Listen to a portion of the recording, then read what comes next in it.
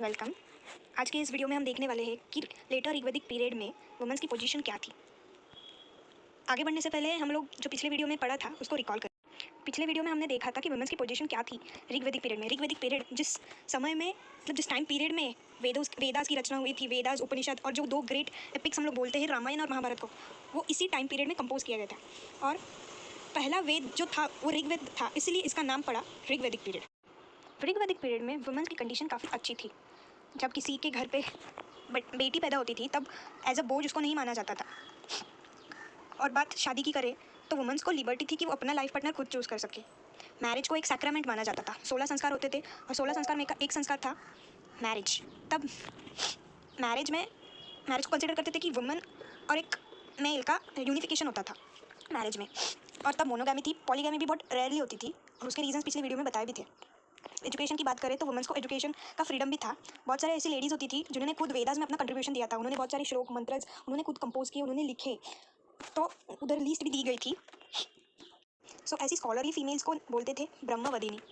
Society में women's की condition अच्छी थी, उनको एक इज्जत देते थे, मतलब उनकी पोजीशन रेस्पेक्टेबल होती थी, क्योंकि मदर नेचर भी होती है और फिर एक औरत ही दूसरे लाइफ को मतलब वो जन्म देती है, तो इसीलिए उसको उस सोसाइटी में उसको बहुत इंपॉर्टेंस दी। वुमेन्स को ना सिर्फ घर में किचन संभालने का काम था, पर उनको एजुकेशन का भी फ्रीडम था। वो ज्ञान ग्रहण कर सकती थी, वो फाइटिंग भी कर लेती थी। वुमेन्स एक अच्छी ग्रेट वॉरियर भी थी उस समय की। अगर ओवरऑल देखा जाए तो वुमेन्स की कंडीशन ऋग्वैदिक पीरियड में बहुत ही अच्छी थी। लेकिन ऋग्वैदिक पीरियड के बाद स्लोली वुमेन्स की कंडीशन थोड़ी ख़राब होने लगी। उसका जो स्टेटस था वो अब पहले जैसा नहीं था। वुमेन को पहले जैसे फ्रीडम नहीं थे, उसको राइट्स नहीं थी।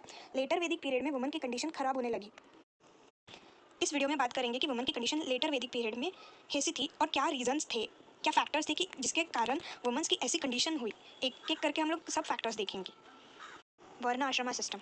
जो अर्ली वैदिक सोसाइटी थी वो कास्ट या वर्नस के बेसिस पर डिवाइड नहीं थी, लेकिन जो लेटर वैदिक सोसाइटी थी वो वर्ण सिस्टम पर डिवाइड हो गई थी। 4 वर्ण थे। पहला ब्राह्मण्स। ये जो ब्राह्मण्स थे ये प्रीस्टली क्लास कहते हैं, उन्होंने बहुत डोमिनेंट पोजीशन हासिल कर ली और जो भी रिलीजियस स्क्रिप्चर्स या टेक्स्ट थे उन्होंने खुद वो पढ़े और वही डिसाइड करेंगे कि किसको हम ये पढ़ाएं। मतलब वही पूरे सोसाइटी में डोमिनेंट अपना बनाए रखते थे और राजा को भी वही इन्फ्लुएंस करते थे। राजा के डिसीजंस ब्राह्मण्स के जो मतलब ब्राह्मण्स राजा को बताते थे कि आप ये वाला यज्ञ करो तो आपको पावर्स मिलेंगी, आप पावरफुल बने रहेंगे, आप लाइक एग्जाम्पल अश्वमेध यज्ञ।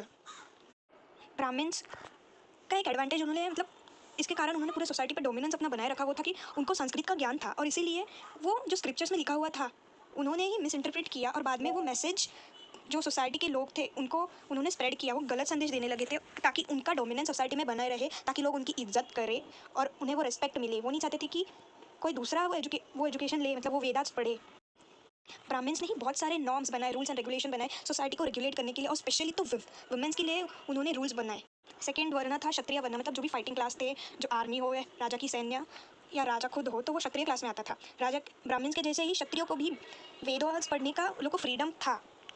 क्षत्रियस की ड्यूटी थी कि वो अपनी स्टेट को, मतलब जिस एरिया जो उनका किंगडम था और उन किंगडम के लोग थे, तो उन लोगों को बचाना, दूसरों के अटैक से उनको डिफेंड करना, ये उनकी प्राइम ड्यूटी थी। थर्ड वर्ण था वैश्यास, मतलब जो कि मनी अर्निंग पीपल थे। आज हम इनको मारवाड़ी के नाम से जानते हैं। इनको भी फ्रीडम था कि वो वेदास का नॉलेज ले सके। और फोर्थ वर्ण था शूद्र। शूद्र वर्ण के साथ बहुत ही इनजस्टिस होती थी, उनको बहुत ही लो ट्रीटमेंट मिलती थी, ह्यूमिलेटिंग, उनका इंसल्ट बहुत होता था। ये जो शूद्र वर्ण के लोग थे, इनको जो हायर क्लास के लोग थे कि मतलब जैसे कोई ब्राह्मण हो या क्षत्रिय या वैश्य हो, तो इन अपर 3 वर्णस के लोग उनको अपने घर का काम करवाते थे, मीन्स प्राइवेट लेबर बनाते थे। और जो भी मतलब पूरे उनको विलेज में कुछ काम करना हो, जैसे कि उनको कचरा निकालना हो या कोई डेड एनिमल है उसको उठा के फेंकना हो, तो ऐसे काम वो देते थे इस शूद्र वर्ण के इंसान को। आश्रमा सिस्टम।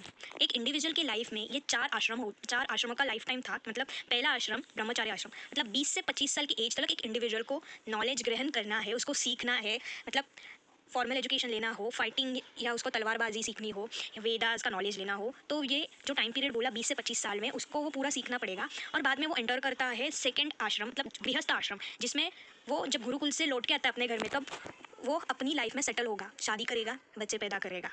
पूरा 30-35 साल का जो लाइफ टाइम रहे उसका, वो कंप्लीट होने के बाद वो जाता था वानप्रस्थ आश्रम, मतलब कि अब हमको तीर्थ यात्रा पर निकलना है, 4 धाम रहे और फिर भगवान के गुणगान करने हैं, जो भक्ति गीत है हमको वो बोलने हैं, भगवान का नाम स्मरण करना है। और लास्ट आश्रम था संन्यास आश्रम, कि जब हमको इन वर्ल्डली अफेयर से दूर होना है, हमको मोह माया में नहीं पड़ना है, सब कुछ त्याग देना है और एक पीसफुल लाइफ हमको लीड करनी है, हमें मेडिटेट करना है। अब चालू करेंगे हमारा। फर्स्ट पॉइंट है कि बर्थ, कि लड़की का बर्थ होने पर लेटर ऋग्वेदिक पीरियड में कैसा लोगों का नज़ारा।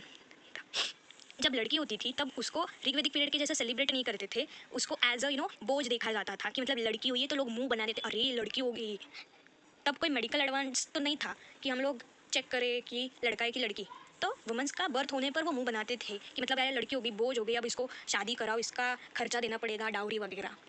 तो लड़के को प्रेफर किया जाते थे क्योंकि उनका मानना था कि लड़का ही आगे जाके उनका वंश आगे बढ़ाएगा।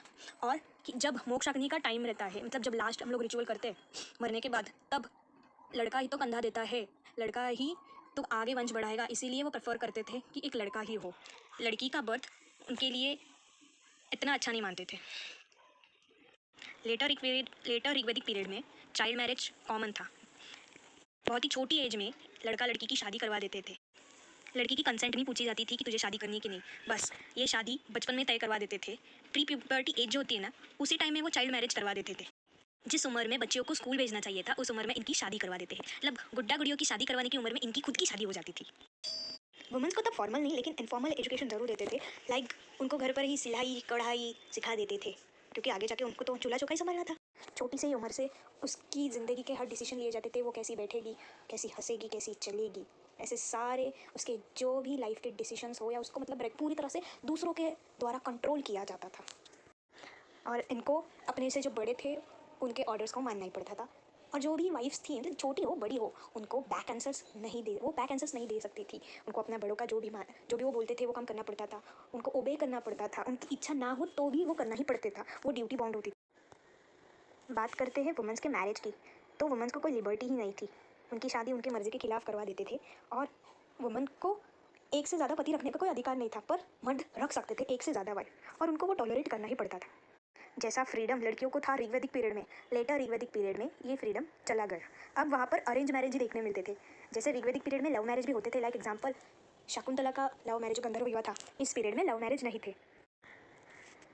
एक वुमन को घर की सारी चीज़ें आनी चाहिए, यही एक्सपेक्टेशंस रखते थे लोग। उसको सारे घर की काम करवाते थे, मतलब एक टाइप से वो घर की मेड ही थी, नौकरानी थी, बना के रखा था उसे। और तब के टाइम पे एग्रीकल्चर ही लोगों का ऑक्यूपेशन था, तो घर संभालने के साथ साथ वो खेतों में भी जाती थी और अपने घर के जो मेम्बर्स थे उनका हाथ बटाती थी। बात करते वुमेंस एजुकेशन की, तो वुमेंस को फॉर्मल एजुकेशन नहीं मिलता था। जैसे कि उनको मतलब वेदास या कोई उपनिषद के वो पढ़ नहीं सकती थी, और ना ही वो कुछ कंपोज करेगी कुछ पोएट्री।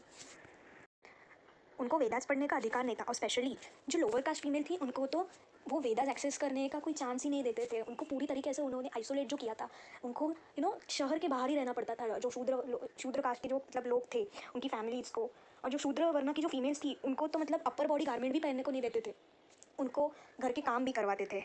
अर्ली ऋग्वेदिक पीरियड में हमने देखा था कि एक फीमेल और एक मेल दोनों साथ में ही बैठ के पूजा करते थे, कोई भी रिलीजियस सेरेमनीज वो अटेंड करते थे। लेकिन लेटर ऋग्वेदिक पीरियड में अब उसके द्वारा उसके हाथों से कोई पूजा नहीं करते थे।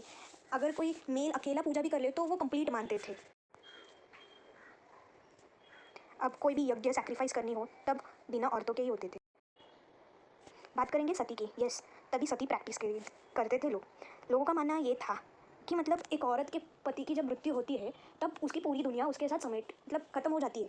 और एक ओबीडियंट वाइफ, एक लॉयल वाइफ का ये ड्यूटी है कि वो भी अपने पति के साथ उसी अग्नि में उस खुद को समर्पित कर दे, और वो भी अपना जीवन त्याग कर दे, ख़त्म कर दे। एक लॉयल वाइफ की वो निशानी मानते थे, इसीलिए बहुत सती वो लोग करवाते थे। अगर उसकी इच्छा ना भी हो तो भी उसको फोर्सफुली उस आग में ढकेला जाता था। बहुत ही क्रूएल ये प्रथा थी। तो क्या वुमेंस को ऋग्वेदिक पीरियड की जैसे ही राइट ऑफ इनहेरिटेंस था? तो आंसर है नहीं। यहाँ पर एक पत्नी का राइट नहीं होता था कि वो अपने पति के प्रॉपर्टी में हिस्सा मांग सके। लेटर ऋग्वेदिक पीरियड में विडोज़ की कंडीशन भी बहुत ख़राब थी। अब जो औरतें सती ना करने का बोलती थी उनको विडो जैसा रखते थे, पर उनको रीमैरिज नहीं अलाउ था। और तो और उनके साथ बहुत ही ह्यूमिलेटिंग ट्रीटमेंट उनको मिलती थी। उनके जो बाल थे, उनके सिर के बाल टकलू बना देते थे उनको बहुत ही हरास किया जाता था। जो विडोज़ थी उनको कलरफुल कपड़े नहीं पहनने देते थे, उनको सिर्फ एक वाइट साड़ी पहनने को देते थे। ये मानते थे कि मतलब अगर ये फिर से मतलब रंग बिरंगी कपड़े डाल के आएगी तो ऐसी औरतें दूसरे मर्दों को अट्रैक्ट करेगी, तो लोगों को डिस्ट्रैक्ट ना करे, इसलिए उसको वाइट कपड़े पहनने को बोलते थे। विडोज़ की कंडीशन बहुत ख़राब थी, उनको घर पे नौकरानी जैसे मतलब बिहेवियर मिलता था। उनको किसी भी रिलीजियस सेरेमनी में उनको अटेंड करने को नहीं कहा जाता था, उनको पूरी तरह से आइसोलेट कर देते थे। स्कॉलर्स का ये मानना था कि मतलब पति के मरने के बाद इन लॉज द्वारा अगर ऐसी ट्रीटमेंट मिलती हो, इतनी इनह्यूमन, डिग्रेडिंग और क्रूएल ट्रीटमेंट मिलती है, तो इससे अच्छा है कि सती कर लूँ, एक बार में ही पूरा पेन चला जाएगा। सती वॉलंटरी नहीं थी, विडोहुड से बचने के लिए ही कई बार सती कर